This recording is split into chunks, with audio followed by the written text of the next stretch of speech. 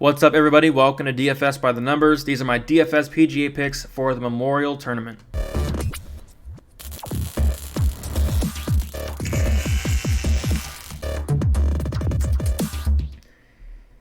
What's up, guys? Welcome back to another DFS PGA picks video. Sorry this is coming out a little bit late. As we know, there's an MMA card on Wednesday, so I'm really scrambling. Had to study all Monday, had to study all Sunday for MMA, but finally got all my research done. It's about 3 o'clock in the morning right now.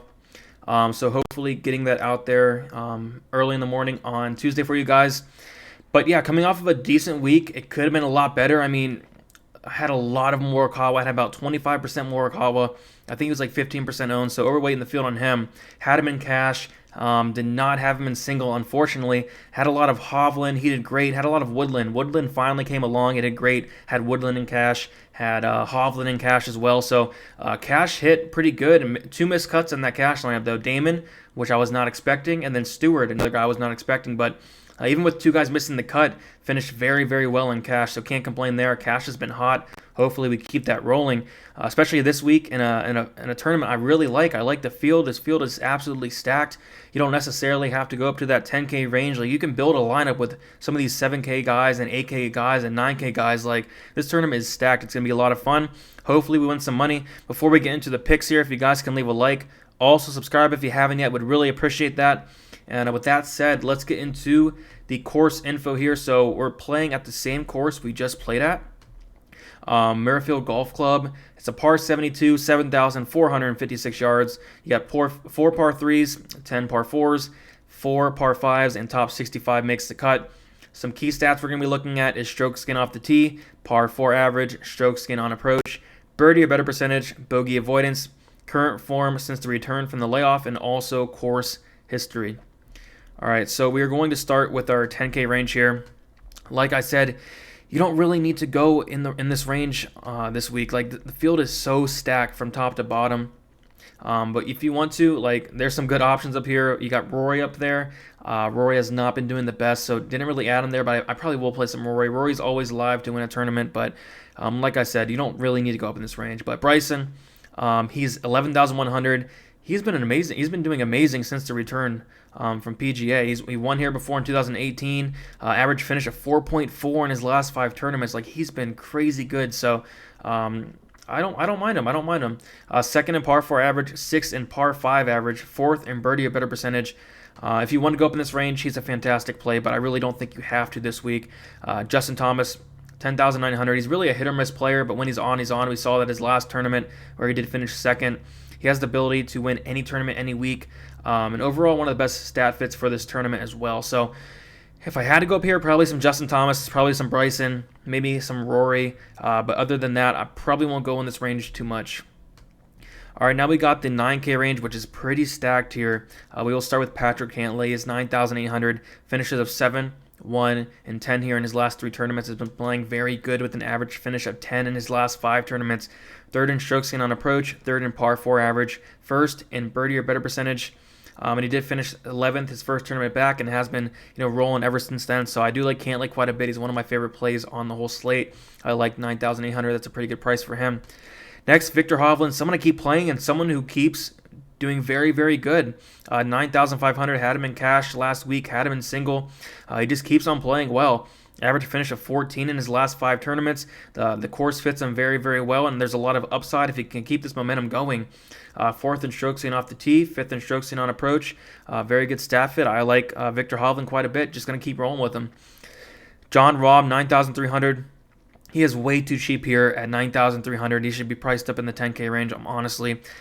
Finished 27th here last year. Started off the season hot, but has cooled down since.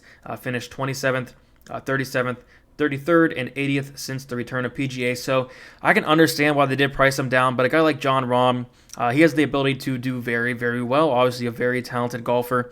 And at 9,300, I think he should be priced up a little bit more. I do think there's a lot of upside, especially at that price. Xander Schauffele, he did finish 14th here last tournament. Average finish of 26th this season, 6th in stroke skin off the tee, 2nd in par 4 average, 3rd in bogey avoidance, and 8th in birdie or better percentage. Don't mind Xander at all. 9,200 is a decent price for him. Tiger Woods, 9,000. The thing that worries me here is He's probably going to be a lot high owned. Like, people always like playing Tiger, but he did win here in 2012, finishes of 61, 9, and 1 this season. Like I said, I think he'll be highly owned, but doesn't look like an awful play this week. I do think he's in play, and everything's really checking out for Tiger here. So don't mind playing him. I just am worried about that ownership getting too high. But this 9K range is stacked. There's even some guys I might even be adding later in the week. I know there's a lot of pump plays I'm liking that I'm probably going to add later in the week. And this 8K range is stacked as well, and I'll definitely be adding some guys in here that I'm looking at towards the end of the week there. But we'll start with Rickie Fowler, 8,800. Great history here lately with finishes of 22, 14, and 8, and 2 in his last 4 tournaments here. Hasn't been too impressive this year, but he has been improving with 2 top 25s in a row. Don't mind Fowler. I like the price at 8,800. I think that's a good price for him. I think he has some upside. Yeah, I don't mind it. Not my favorite play in the 8K range, but he's a good play.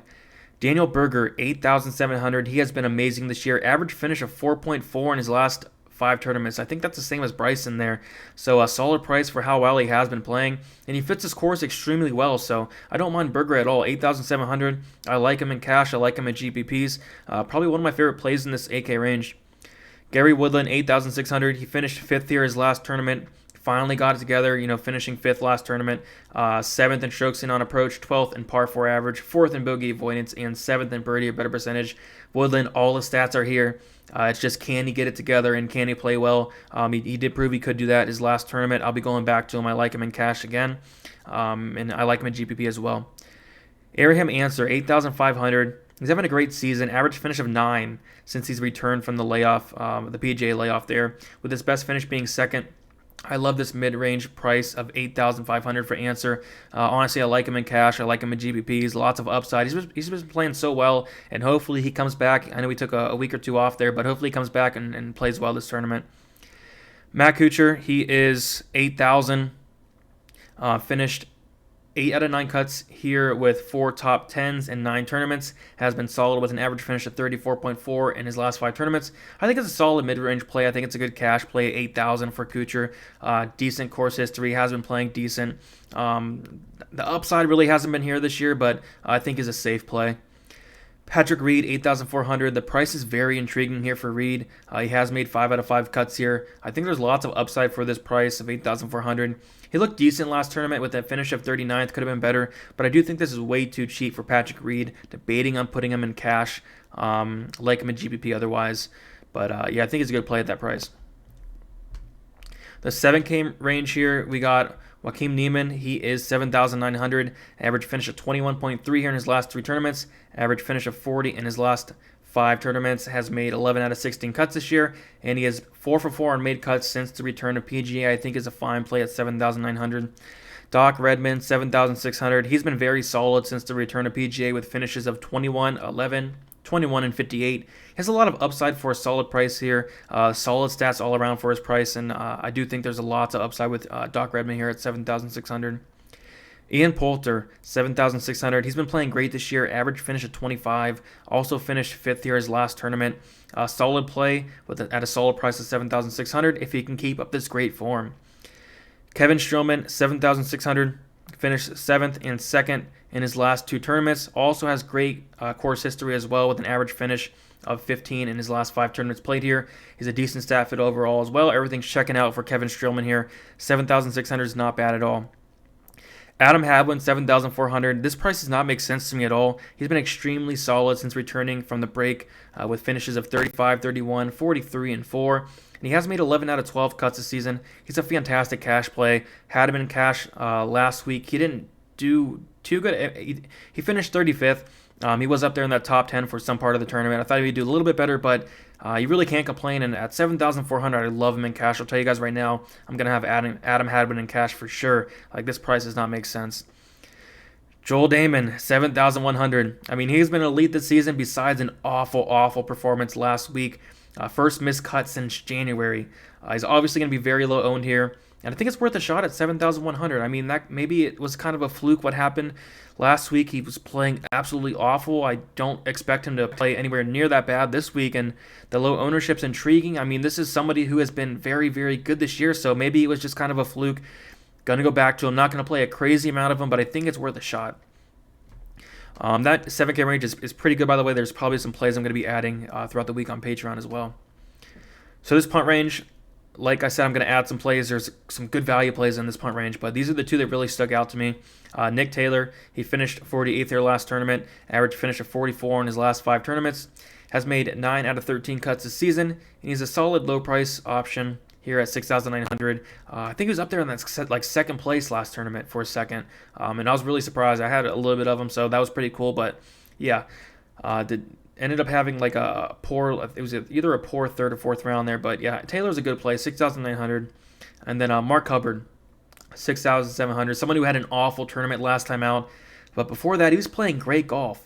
So hoping for a bounce back here at a good price for Mark Hubbard, 6,700. He did not have a great tournament last week. We all know that. So his ownership's probably going to go down, but hopefully he can get it together and make the cut this time, because I like that price a lot at 6,700. All right, guys, that's about it. As always, you can become a member of my Patreon and receive my full statistical model, all the stats you need to get the right plays in your player pool. My player pool cheat sheet, which I have about 21 right now, I end up with about 25, 26, probably even more than that this week with all the good plays. I add them throughout the week. My core plays article, example cash build, cash has hit pretty much every time except once so far. Lineup percentages, rankings, and a lot more. So $5 a month, best price out there. The link will be in the description for that as always. But that's about all I got for you guys. Hopefully we win some money this week. Hopefully we keep hitting on that cash. And yeah, have a good week. This tournament's going to be very, very fun. There's some good prizes out there. And yeah, good luck, guys, and let's win some money.